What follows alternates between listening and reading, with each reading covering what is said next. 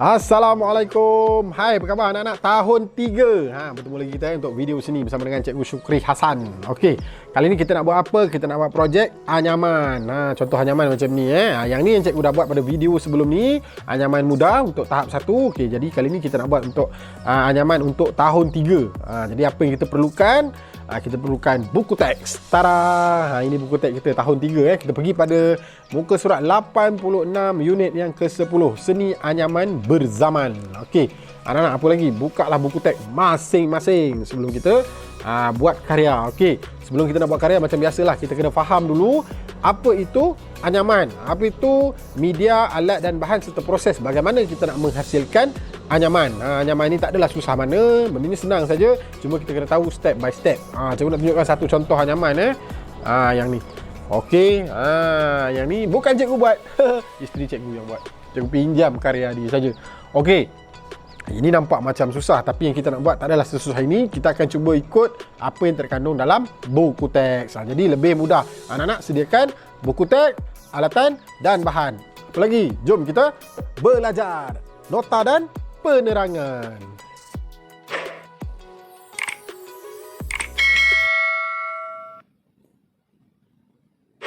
Okey anak-anak, kita pergi pada buku teks kita muka surat 86. Okey, muka surat 86 kalau nampak ni. Okey, kita pergi pada unit 10, Seni Anyaman Berzaman. Kita baca sikit apakah yang dimaksudkan dengan anyaman. Anyaman merupakan proses untuk menyisip jalur-jalur secara bersilang bagi menimbulkan corak. Contohnya macam mana? Macam cikgu tunjuk tadi lah kita nak buat. Ni contoh anyaman kita dah potong. Ni rumah dia, yang kata hijau ni adalah rumah dia. Okey, jadi jalur-jalur yang berwarna-warni ni, yang ni yang kita akan sisip masuk. Contohnya kalau cikgu tunjukkan ada kertas kat sini contoh macam ni kan. Yang ni yang cikgu dah beli, kertas dah siap potong macam ni tau. Yang untuk buat apa, quilling tu kan. Quilling paper nak buat gulung-gulung tu. Okey, ini dah siap macam ribbon tu. Okey, jadi senang kalau kita guna benda ni, dia senang untuk kita buat proses anyaman. Ni contoh karya yang dah siap. Okey, anak-anak nampak terbalik pula. Okey. Ada nama cikgu kat situ. Okey. Ini yang dah siap. Cantik kan? Mudah saja cara dia. Tapi kita tengok dulu proses bagaimana untuk membuat anyaman. Sebelum tu kita kena kenal dululah apa yang dimaksudkan dengan anyaman. Anyaman ni ada banyak. Contohnya anyaman lidi. Okey, anyaman daripada rotan. Anyaman daripada daun pandan. Okey, anyaman ribu-ribu, pokok ribu-ribu. Kemudian yang paling popular anyaman mengkuang, anyaman buluh. Okey, cikgu ada contoh. Nanti cikgu ambil contoh anyaman untuk tunjuk pada anak-anak. Kita tengok yang pertama ni anyaman. Yang ni buat daripada buluh. Okey. Bukan batu ni. Okey, yang bahagian luar ni. Okey, yang ni dibuat daripada buluh. Okey, ada rotan sikit. Nampak contoh tu. Ini ayah cikgu yang buat. Okey, kemudian kita ada ini daripada rotan juga. Okey, rotan bersama dengan anyaman ribu-ribu. Dia gabungkan kalau nampak ni. Okey, ini alatan ayah cikgu, dia kait. Dia buat untuk tangkap burung lah, tangkap ayam lah. Tak tahulah, macam-macam lah dia punya projek dulu-dulu lah. Arwah ayah cikgu, dia dah tak ada. Tapi tak apalah, ini karya dia, hasil kerja dia yang cikgu simpan sampai sekarang. Kemudian kita ada anyaman menggunakan mengkuang. Contoh ni. Okey, macam bakul ni kan. Okey, buat tempat isi barang. Okey, yang ni daripada mengkuang. Okey, anak-anak nampak ni semua anyaman ni. Okey. Okey, dan kita ada satu lagi. Ni. Nampak besar ni Okey, yang ni pun anyaman juga. Tapi dah rosak benda ni dah lama, cuma masih ada cikgu simpan dalam galeri di rumah cikgu ni. Okey, macam tampi tu kan, untuk orang dia buang kulit bawang ke timbang dan sebagainya lah. Okey, kita pergi kepada muka surat yang seterusnya. Kita tengok teknik anyaman selang-seli. Okey, anyaman biasanya dihasilkan daripada daun. Contoh tadilah daun apa? Daun mengkuang, daun pandan, daun ribu-ribu. Okey, daripada rotan. Tu semua tu daripada pokok ataupun daripada daun. Kemudian kita tengok ni, yang ni yang kita nak buat. Kita tak adalah nak gunakan buluh ke rotan ke, susah kita nak jumpa kan, mana dapat.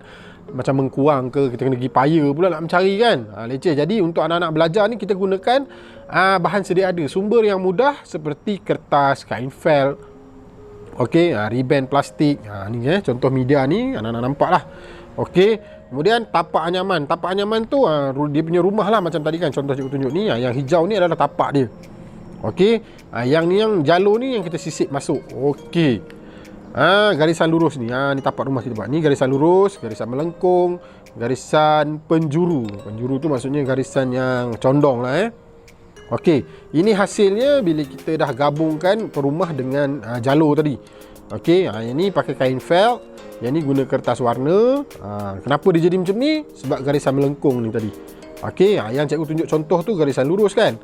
Yang ni garisan melengkung. Jadi efek dia begini.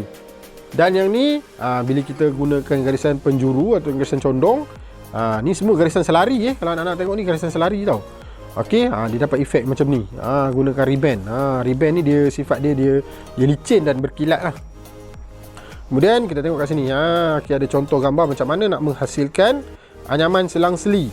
Okey, teknik penghasilan anyaman selang-seli. Mudah saja. Dia kata, yang pertama pastikan tapak dihasilkan dalam saiz yang sama pada setiap lajur. Maksudnya kita kena ukur pakai pembaris lah.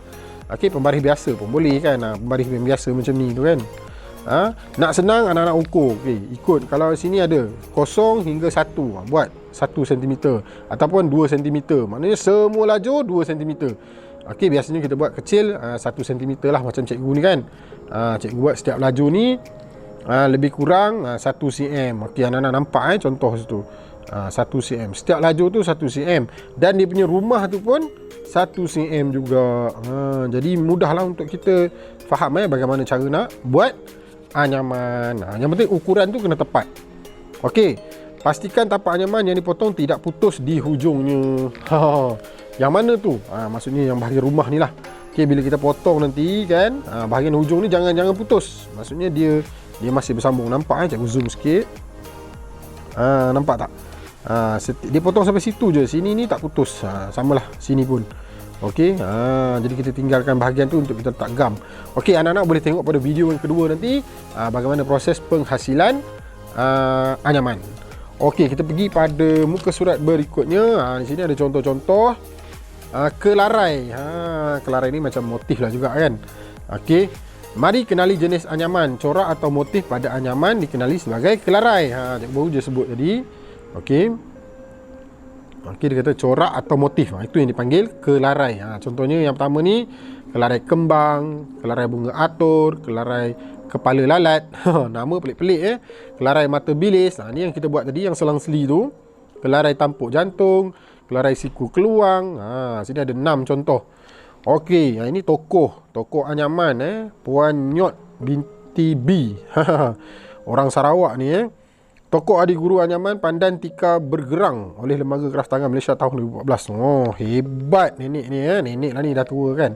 Okey, kelarai memberikan kesan jalinan pada corak harmoni pula dapat dilihat pada corak kelarai yang berulang-ulang. Okey. Bila kita buat anyaman ni secara tak langsung kita belajar unsur seni jalinan. Okey, selain daripada unsur seni warna, okey, garisan yang ada dalam kita punya anyaman tadi. Okey, muka surat seterusnya proses menganyam. Menganyam ni kata kerjanya kita nak sifatnya kita nak buat kerja lah kan, menganyam. Kita ambil kata apa jalur-jalur tadi tu, kertas tu kita sisip masuk. Okey.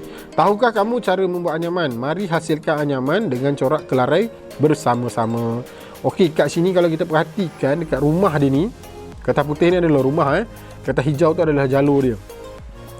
Bahagian atas tu dia letakkan nombor. Kenapa ada nombor? Ni tujuan ni untuk memudahkan kita supaya kita tak silap. Jadi kita kena ingatlah kalau kita masuk 1, 5, 9, 13. Tu baris yang pertama.